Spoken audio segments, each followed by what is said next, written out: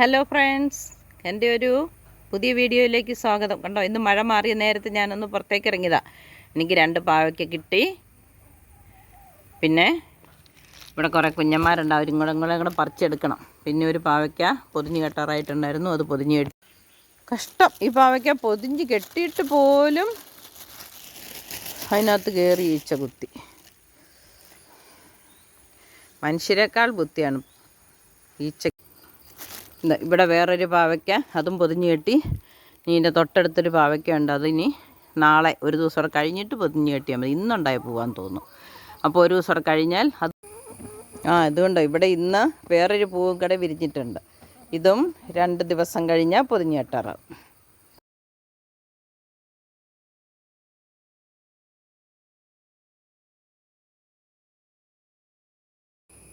ആ 2 പാവയ്ക്കയും കുഞ്ഞൻ പാവയ്ക്കകളും കൂടെ അരിഞ്ഞെടുത്തിട്ടുണ്ട്.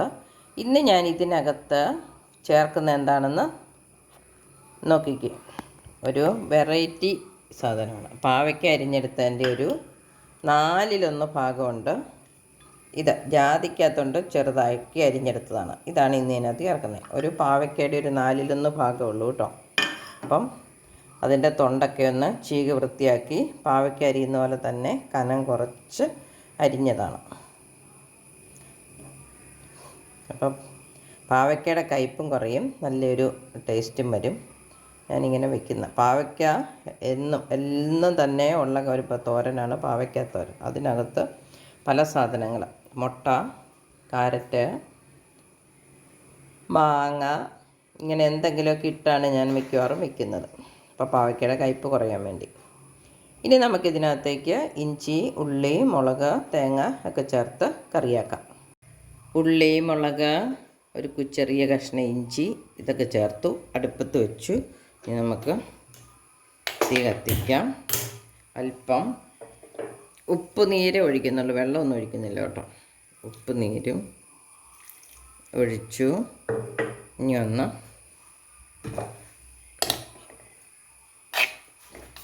ഇളക്കി തട്ടിപ്പൊത്തി വെക്കാം.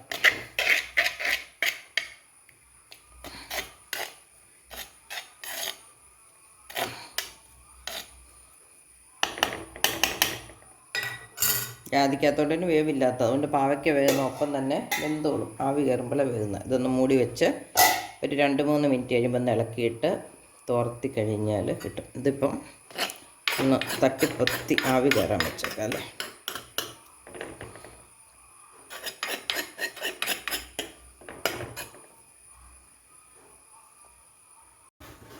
നമ്മുടെ കറി എന്തായെന്ന് നോക്കാം.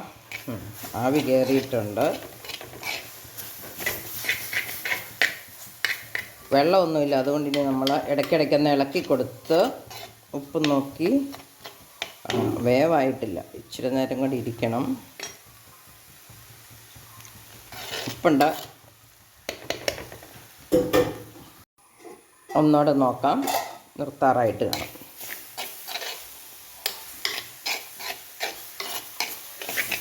ഒരു ജാതിക്കകത്തുണ്ട് കഷ്ണം എടുത്ത് നോക്കാം നമുക്ക്.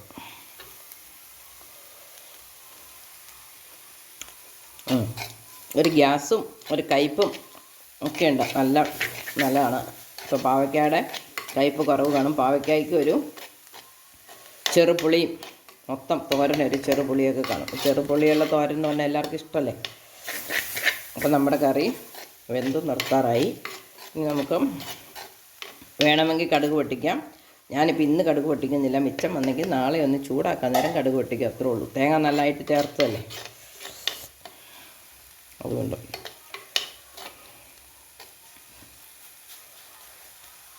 തീ ഓഫാക്കാം.